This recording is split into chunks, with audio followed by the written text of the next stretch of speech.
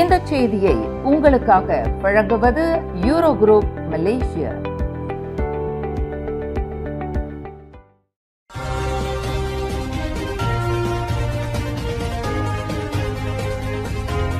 வணக்கம். திசைகளின் 5 மணி செய்திகள். ரஷ்யாவில் தலைமைத்துவம் மற்றும் பங்களிப்புக்கான அங்கீகாரம் பெறுகிறார் பிரதமர் டத்தோஸ்ரீ அன்வார். பிரதமர் டத்தோஸ்ரீ அன்வார் இப்ராஹிம் MGIMO எனப்படும் Moscow state institute of international ரிலேஷன்ஸிடமிருந்து கௌரவ டாக்டர் பட்டம் பெறுவார் என எதிர்பார்க்கப்படுகிறது. உலக அரங்கில் அவரது தலைமைத்துவம் மற்றும் பங்களிப்பை அங்கீகரிக்கும் வகையில் அப்பட்டம் வழங்கி சிறப்பிக்கப்படவிருக்கிறது. ரஷ்யாவுக்கு அதிகாரத்துவ பயணம் மேற்கொண்டுள்ள அன்வார் MGIMOவில் பொது உரை நிகழ்த்துவார் என்றும் எதிர்பார்க்கப்படுகிறது. அந்நிகழ்வுகளை முடித்துக்கொண்டு அவர் தத்தஸ்தான் குடியரசுக்கு செல்ல திட்டமிடப்பட்டுள்ளது.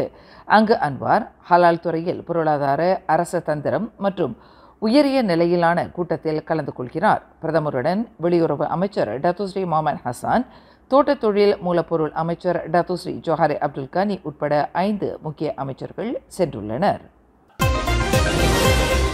சாலை விபத்துகள், குறிப்பாக கனரக வாகனங்களை உட்படுத்திய சாலை விபத்துகள் குறித்து அரசாங்கம் சீரிய கவனம் எடுத்துக்கொள்ள வேண்டும் என ஸ்லாங்கூர் சுல்தான் ஷரஃபுடின் இட்ரிஸ் ஷா தெரிவித்துள்ளார்.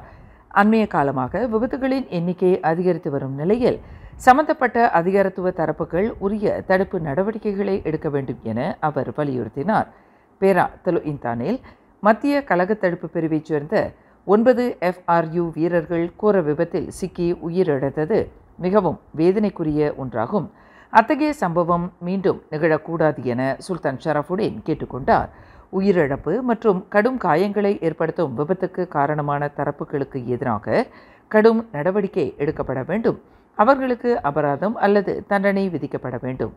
அதோடு வாகனம் ஓட்டும் உரிமம் மீட்டுக்கொள்ளப்படுவது அவசியம் என அவர் வலியுறுத்தினார்.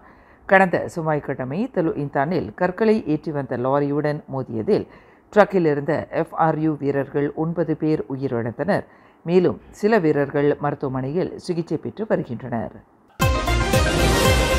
பொது மருத்துவர்களும் தனியார் நிபுணத்துவ கிளினிக் மருத்துவர்களும் துல்லித விவரங்கள் உள்ள கட்டண பில்லை நோயாளிகளுக்கு வெளியிட வேண்டும் என்பது கட்டாயமாகும். இம்மாதம் 1 தேதியில் இருந்து அமலுக்கு வந்த மருந்து விலையை காட்சிக்கு வைக்க வேண்டும் என்ற உத்தரவின் வாயிலாக வெளிப்படைத்தன்மையை காட்டும் வகையில் அந்நடவடிக்கை அமையும் என சுகாதார அமைச்சு தெரிவித்தது. தங்களின் சிகிச்சை கட்டண விவரங்களை தெரிந்து கொள்ள நோயாளிகளுக்கு உரிமை உண்டு. அது அவர்களுக்கு துல்லிதமாக தெரியப்படுத்துவது அவசியம் என அமைச்சின் செயலாக்க மற்றும் மருந்தக திட்ட வளர்ச்சி பிரிவைச் சேர்ந்த முகமது ரெட்ஸ்வான் முகமது ரிசால் தெரிவித்தார். வழக்கமாக மருத்துவ ஆலோசனை, மருந்துகள் ஆகியவற்றுக்கு ஒன்றாக சேர்த்து கட்டணம் வெளியிடப்படும். அதில் ஒவ்வொரு மருந்துக்கான விலை துல்லிதமாக இருக்காது. அந்நிலை இனி இருக்கக்கூடாது. மருத்துவ ஆலோசனை, ஒவ்வொரு மருந்தின் விலை என அனைத்து விவரங்களும் தெளிவாக உள்ள கட்டண பில் வெளியிடப்பட வேண்டும் என அவர் வலியுறுத்தினார். PKR கட்சியின் மத்திய தலைமைத்துவ மன்றத்தில் பதவிக்கு போட்டியிடும் வேட்பாளர்கள் பிரச்சாரத்தின் போது பிற வேட்பாளர்கள் மீது வெறுப்பை காட்டும் நோக்கில் செயல்பட வேண்டாம் என நினைவுறுத்தப்பட்டுள்ளது. கட்சியின் தொடர்பு பிரிவு தலைவர் டத்தோ ஃபமி ஃபான்சேல் அவ்வாறு கேட்டுக்கொண்டுள்ளார். பொது தேர்தலின் போது எதிராளிகளை எதிர்கொள்வதில் ஒன்றாக ஒத்துழைக்க கட்சி உறுப்பினர்கள் என்ற அடிப்படையில் அவர்கள் ஒவ்வொருவரும் அவசியமிக்கவர்கள்.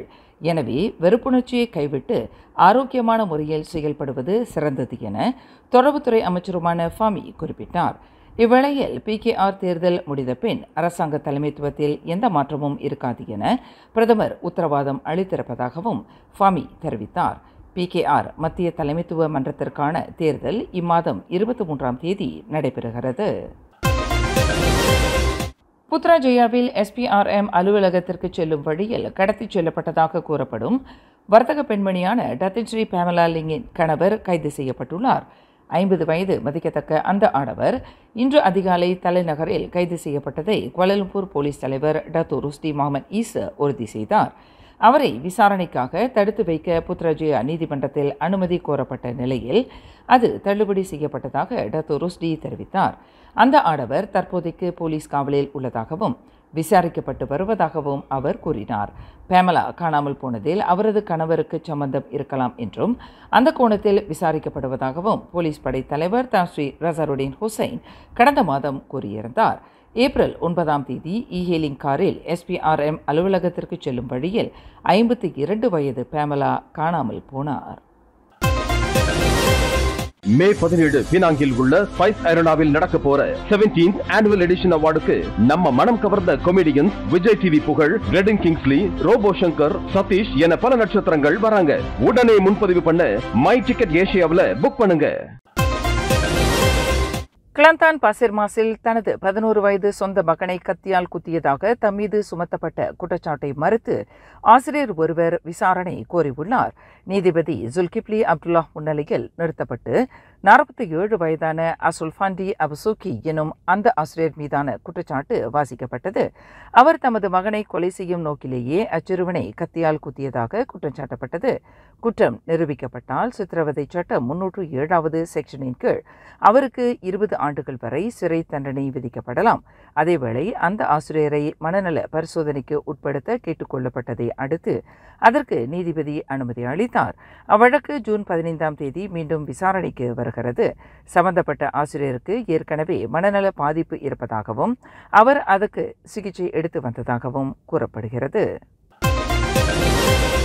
பினாங்கு பயான் லபாஸ் ஜலான் லின்தாங் புக்கெட் ஜாம்பூலில் பல்வேறு குற்றச்செயல்களில் ஈடுபட்டு வந்ததாக சந்தேகிக்கப்படும் ஆடவர் ஒருவர் சுட்டு கொல்லப்பட்டார். அச்சம்பவம் இன்று காலை 4:05 மணியளவில் நிகழ்ந்தது. BMW கார் ஒன்று சந்தேகப்படும்படியாக காணப்பட்டதை அடுத்து கடமையில் ஈடுபட்டிருந்த மாநில குற்றப்புலனாய்வுத்துறையைச் சேர்ந்த போலீஸ் குழுவினர் அக்காரை அணுகினர். அவர்கள் தங்களை அறிமுகப்படுத்திக் கொண்டிருந்த சமயம் அக்காரில் இருந்து வெளியேறிய ஆடவர் ஒருவர் திடீரென போலீஸ் வாகனத்தை நோக்கி துப்பாக்கியால் சுடத் தொடங்கினார். அதனை சற்றும் எதிர்பார்க்காத போலீசார் தங்களை தற்காத்துக் கொள்ள பதிலுக்கு சுட்டத்தில் 35 வயதான அந்த ஆடவர் சம்பவ இடத்திலேயே உயிரிழந்தார். அவரது காரை சோதனையிட்டதில் துப்பாக்கி, இரும்பு, கட்டை, பாராங், கத்தி, போதைப்பொருள் உள்ளிட்ட பொருட்கள் கைப்பற்றப்பட்டன. சம்பவத்தில் பலியான நபர் வழிப்பறி, கொள்ளை, வீடு புகுந்து திருடியது, போதைப்பொருள் நடவடிக்கைகள் ஆகியவை தொடர்பில் 34 குற்றப்பதிவுகளை கொண்டிருந்தவர் என்பதும் தெரியவந்தது. மேலும் செய்திகளை தெரிந்து கொள்ள கீழே இருக்கும் பெல் பட்டனை அழுத்துங்கள். உங்கள் மகிழ்ச்சியை வெளிப்படுத்த லைக் மற்றும் ஷேர் செய்யுங்கள். தொடர்ந்து திசைகளோடு இணைந்திருக்க சப்ஸ்கிரைப் செய்யுங்கள்.